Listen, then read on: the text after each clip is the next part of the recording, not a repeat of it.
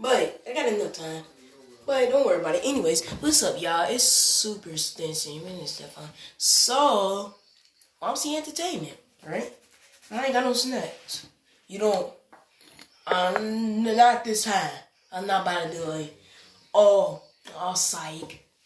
Go get y'all freaking juicy bug candy, Fago, something. It's late. What you think I'm supposed to expect? It? Save snacks? I was on my snack on. So, okay, so we got a new one. Good soldiers dying for nothing. All because they couldn't see the future. Can I try it?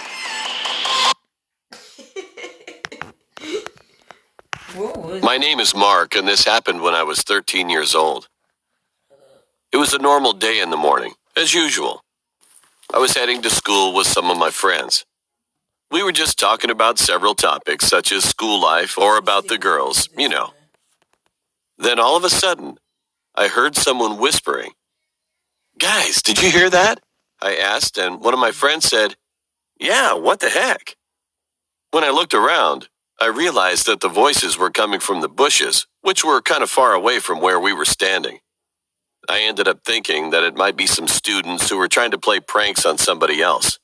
So we ignored them and walked toward the school. What a peaceful and boring day, I thought. Everything was going so normal until that incident. When we were in class, I suddenly heard another whisper under the window. I know that it was just a coincidence, but I started to get a weird feeling, thinking about the whispering from the bushes that I'd heard in the morning. However, I ignored it again, hoping it would be nothing. A few hours later, one of my friends got a stomach problem, so he had to go to the bathroom real badly. He got permission from the teacher and rushed to the bathroom in a hurry. However, he didn't come back for a long time, which was kind of weird. "Maybe he fell into the toilet," another friend next to me chuckled. About 5 minutes later, the teacher told me to go check to see what was wrong with him. I went to the bathroom alone, and when I was about to go in, I quickly smelled a terrible stench. Smells like blood. It was apparent that something was wrong. This dude gotta be dead. But then, I was being careless to find out what it was. I took one step inside and asked, "Dude, is everything okay?" But there was no answer in the restroom. I slowly started to open each of the stall doors, and then I found him, all bloody in the last stall. And I realized that he didn't have one foot. I couldn't believe what I was seeing. I was about to throw up. He was unconscious. His face looked pale. So I ran to the teacher and explained the situation. He ran to the office counselor, and they immediately called the police and an ambulance. After they had arrived, they took my friend to the hospital, and everybody had to stay inside. We all had feelings of anxiety. The cops searched the restroom, and they finally determined the perpetrator to be a serial killer who was wanted at the time. Then something came across my mind. I ran to the police and explained to them about whispers that I had heard in the woods and under the window. The police immediately went into the woods, searched the whole area extensively, and found a hut. To our surprise, they found another 4 corpses inside. After that, they still couldn't find the murderer, and this incident has left everybody in our town shivering in fear. And my friend eventually lost his ankle, but his life was saved though. I'm just glad that he was saved. And think about what would have happened to him if I hadn't gone to the bathroom to check on him.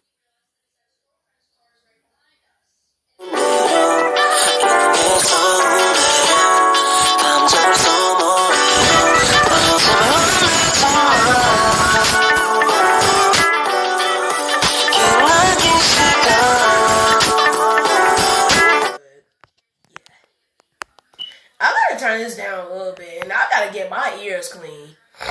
Cause I usually like what my house sounds, so I can hear better. I grew up in Bradford, Pennsylvania. Have any of you ever heard of Zippo lighters? They're from here. Okay. A thick forest surrounds the town, along with most of the neighborhoods. My family lives sort of on the outskirts of Bradford. Of course, much like the town itself, our house was also surrounded by forest. If you took in the scene from our back porch, you would see nothing but sprawling trees for miles. I tell you this so you can gain a sense of isolation. Out at my house, you could scream at the top of your lungs, and no one would come to help you. This happened back in the summer of 1996. I was 11 years old at the time. I had a childhood friend named Marty, who was the same age. Our fathers worked together and knew each other well. He would come over almost every Friday to hang out. Marty and I found ourselves hiking through the trees as we often did. However, we were feeling a bit daring and went further into the forest than we usually did. There was this barrier of trees that we would never go past, simply because I didn't know the area beyond that point. We continued past the barrier into uncharted territory. We eventually came upon a clearing. In the middle of this clearing was an old, disheveled-looking tent. Being the curious young men we were, we of course had to see inside. As we approached, I could feel the temperature around me drop. I'm no stranger to the cold, but this was in the middle of summer. Even at my age, I could sense that there was something truly sinister inside this tent. A part of me was screaming to hightail it out of there, but my own curiosity pushed me forward. We both stopped just outside the tent, and suddenly, we were both too frightened to move any further. We were both frozen in place, staring at the open flap of the tent as it swayed from side to side. The sky seemed to grow even darker since we discovered this tent, and though we were standing directly in front of it, we could not see inside. What happened next is the reason that I still struggle with alcoholism. A dark hand slowly emerged from the tent's opening. It reached out to us, with long black nails protruding out from its fingertips. I'm not ashamed to admit that I pissed myself out of fear. The hand slowly turned and made a beckoning gesture with its index finger. And that's when Marty and I heard a deep, bellowing laughter from inside the tent. I don't remember much about what happened after that. I just remember me and Marty running for our lives, tearing through the woods and back to my house. Okay, if y'all will take a little trip and y'all just be like, oh yeah, let's go to the woods and let's go search something. If y'all want to see something like that, is it that y'all gonna die?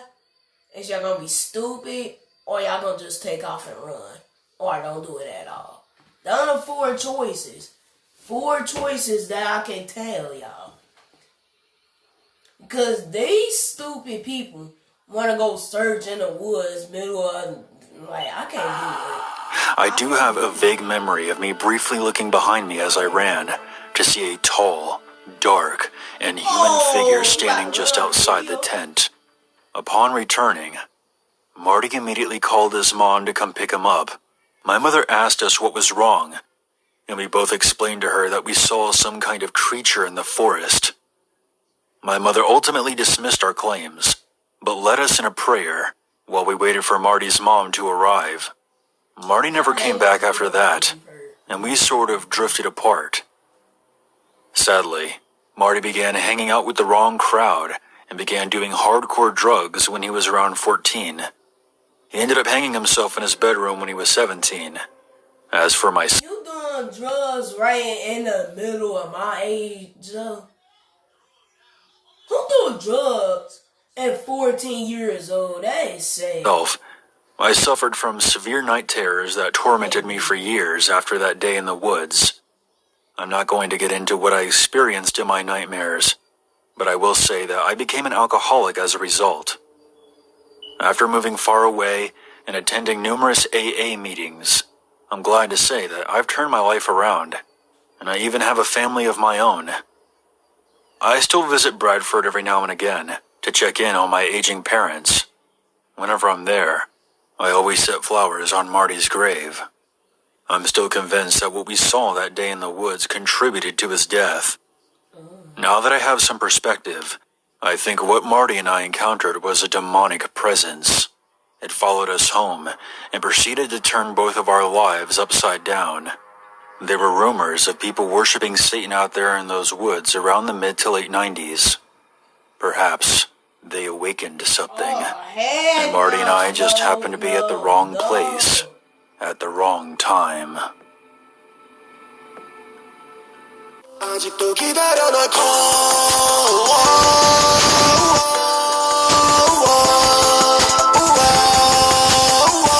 Not today. Not today. You's know you's going to die. This is a story that my friend actually experienced. My friend had a habit of sleeping with both arms stretching over his head as if he were doing a hurrah. One day he was sleeping in that same position as usual. However, suddenly he couldn't move his body. There was a big window by his bedside, and because it was summer, he was sleeping with the windows wide open. All of a sudden, he could see a woman through the window. Her face looked kind of weird, as if she wasn't a human at all. The woman with a creepy face pulled my friend's arm violently. At that moment, he saw her mouth had almost ripped up to her ears. She gave the most horrifying loud laugh when she pulled his arm, and my friend, who was struggling, was soon released from his sleep paralysis. When I came to my senses, there was a thick bruise on both of my arms, with handprints, he said. I live in the countryside, and there was a pretty famous reservoir in our area. One evening, one of my father's friends drove me home in a car, and we were just passing through that area. All of a sudden, a woman softly walking into the reservoir caught my eye. I couldn't see her face, but she had black clothing covering it, and she just went into the reservoir in the blink of an eye. My dad's friend next to me also saw the figure, and at that moment, neither of us could say anything. Then he stepped on the gas like a crazy man. After arriving home, he made sure I went inside the house and even said to me to not forget to check the door before I go to bed.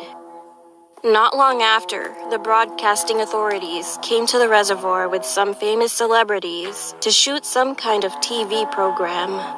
And seeing those celebrities falling into the reservoir somehow made me sick.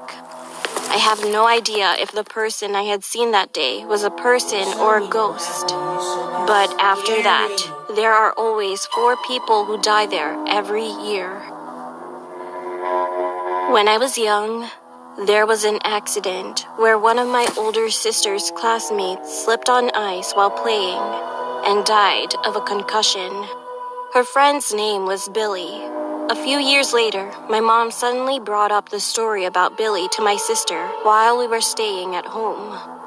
Hey, do you guys remember the kid who died of a concussion? Your friend, Billy? Then I heard someone abruptly knocking on our front door. The apartment where I lived had a hallway with several houses side by side. But the hallway was kind of old, so the sound of people walking around outside seemed very loud. Furthermore, there wasn't a sign of anyone that day, but someone had just knocked on my door. My mom, my sister, and I stood at the back without saying anything to each other, thinking something was wrong. The constant knocking continued, and my mom finally answered. "Who is it?" Then someone from outside said, "Is Billy here? Is Billy here? Is Billy here?" It was a woman, and she asked these 3 same questions in a very dry voice. "No, he's not here." When my mom said it like this, it became quiet outside. And when I looked through the peephole, she was already gone. I couldn't even hear the sound of footsteps. To this day, I still wonder who she was.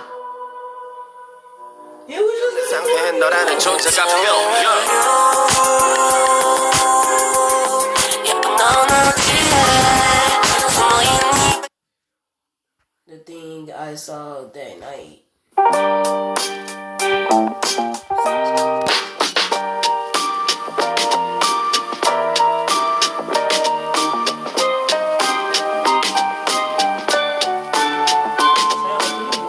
Creepy as enough.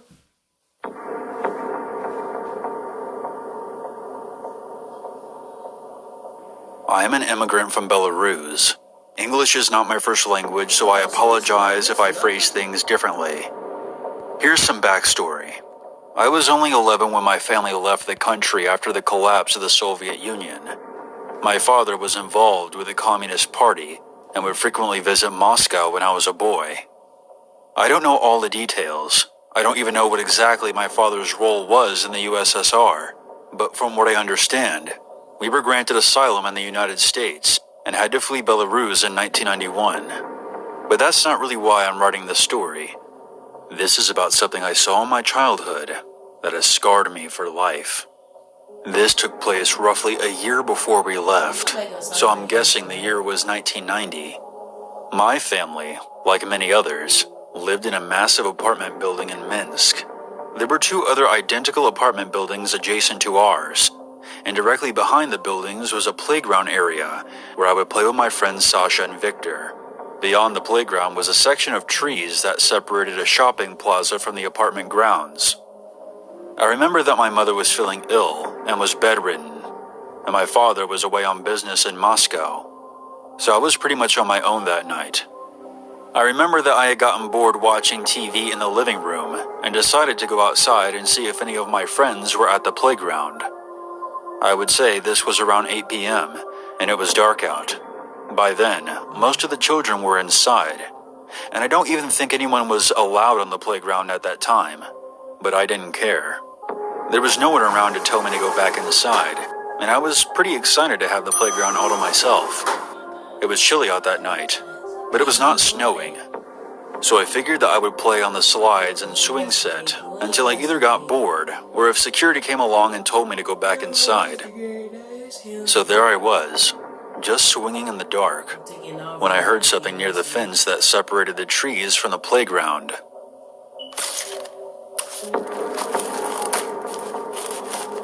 There was a strange noise, like someone was sawing wood, but there was something just off about it.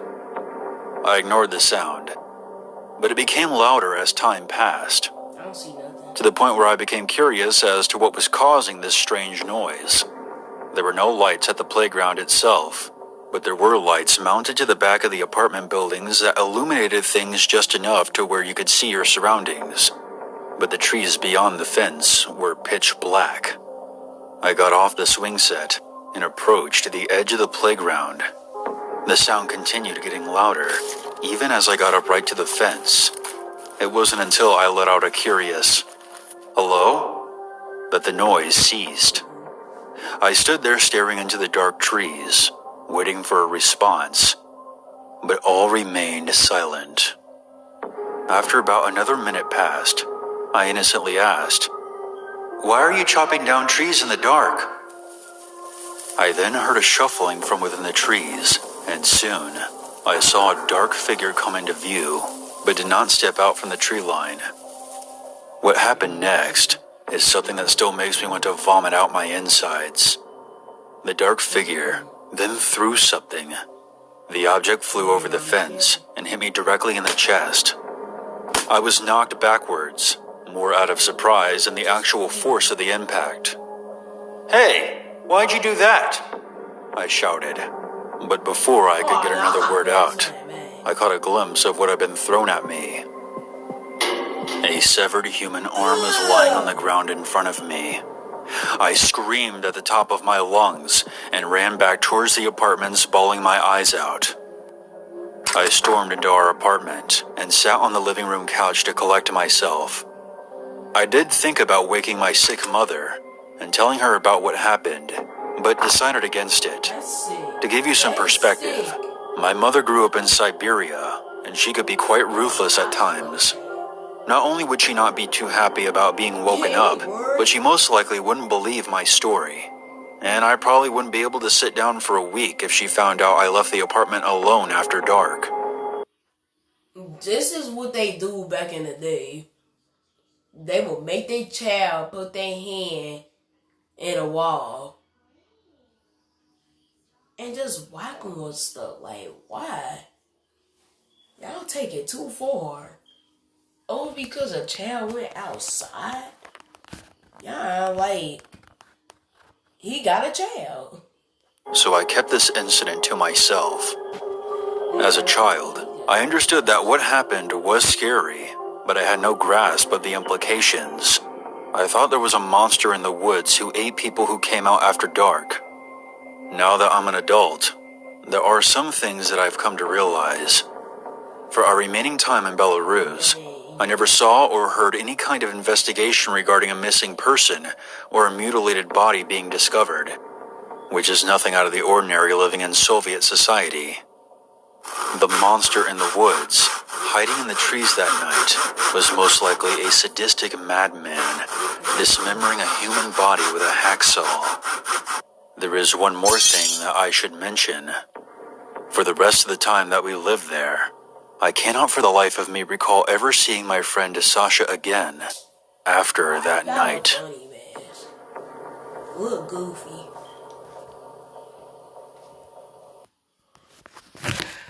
Look so goofy. Alright, so this is gonna be the last one, and I'm gonna make that other Llama Arts story, because all Llama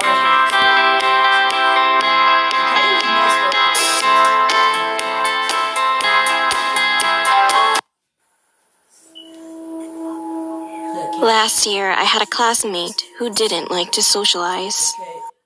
Well, the movie on Spectrum, that Free Cats movie, I ain't never watched that movie, but I was the only one who spoke to her.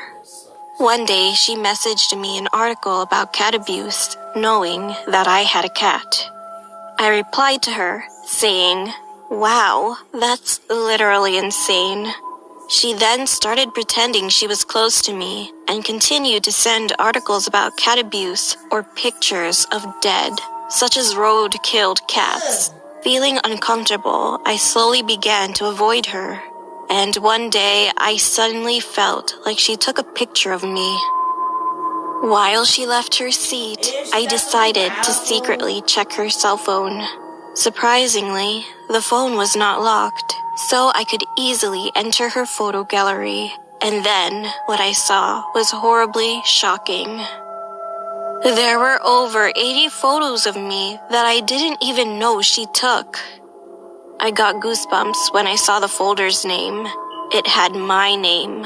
And there was one more folder, Cat, which contained pictures of dead bodies and the several articles that my friend had sent me. She about to kill her cat. This story is about my friend's sister. The friend's family was living in a large apartment complex. One day, his sister went out, and this incident happened at that moment. Her ex-boyfriend, who was waiting for her, hit her on the head with a piece of sidewalk block and just killed her. The security ran towards them in surprise, but he ran away, went up to the roof of another apartment complex, and killed himself on the spot. After that, there were 2 memorial altars set up for both the woman and the man, and ironically, they were located right next to each other. And meanwhile, the bereaved family of the man insisted on this. They told my friend's family, "Let's join their souls in marriage." My friend's parents panicked, so they eventually fought with the bereaved family of the man, cursing at them.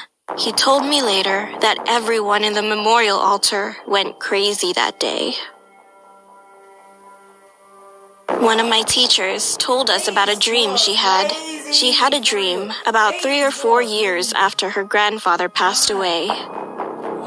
In her dream, it was raining hard, and her grandfather, who completely got wet, tried to pass his socks to my teacher. Even though she loved him very much, she kept refusing because she didn't want to receive them for some reason. Then suddenly, the view abruptly changed, and my teacher was in the car.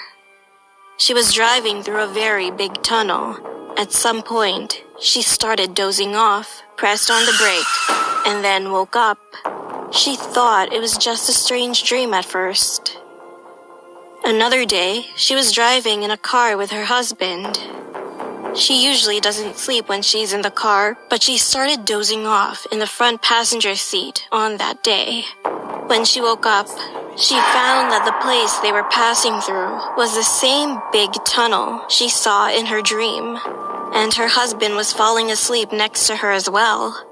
Being startled, she immediately woke her husband up, and they returned home safely. She suddenly remembered her dream, so she visited an expert to get any advice on dream interpretation. And the story goes like this. When you receive an item from a person who passed away, then you will die. Anyway, my teacher soon forgot about it for several years, until 7 years had passed. That day was the day they were going to change the place of her grandfather's grave. And the moment when they opened his coffin, they could see his wet body was floating in water. The strange thing was that the flesh had not yet rotted. She could see that the body had a bit of volume. She ended up thinking that her grandfather, who had been standing in the rain in a dream, might have wanted her to know of his current condition. However, this wasn't the only surprise. It turned out that it wasn't only her. Other relatives had the same dream. This isn't a scary story, but I've been the clumsy type ever since I was a child, so accidents used to happen a lot. And once I almost died. I was the girl who really loved animals, so without thinking, I walked onto a road where cars were moving crazy fast. I didn't put much thought into the things I did when I was a child. However, as soon as I stepped in, I heard several voices coming from behind me. Watch out! Surprised, I fell backward and fortunately wasn't on the road. But when I looked back, there was no one behind me. My big brother was there, and with a tearful voice he said, "Hey, what if you got hurt? You shouldn't let go of my hand." My brother came out of the store and ran towards me right away. So that must mean that my brother was the only one who called out to me at that moment. However, I then heard dozens of people calling out to me, yelling, "Watch out." Now that's scary, I ain't gonna lie.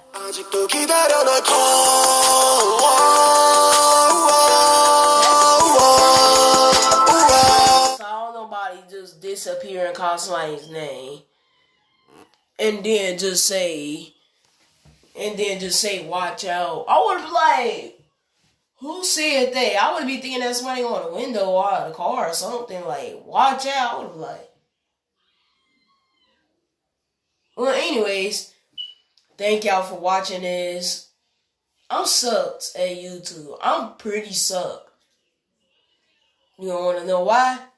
I don't get views like this. I don't get subscribers like that. I do not do nothing like that. I wish. Be making that money easily. But anyway, make sure you subscribe, that like button. Thank you for watching. I know I got so many videos, but nobody don't watch it. That's why I be begging for subscribers. So I can keep it up. And I want to see. I'm just bored. I was sick and tired to keep standing here and get 16 subscribed. I had 17 until somebody unsubscribed. That was messed up. But anyway, make sure you subscribe, hit that like button, comment down below which one was the scariest one. And also, love y'all, appreciate it. Anybody that always watching my videos, thank you very much. See y'all later. Always love y'all, peace.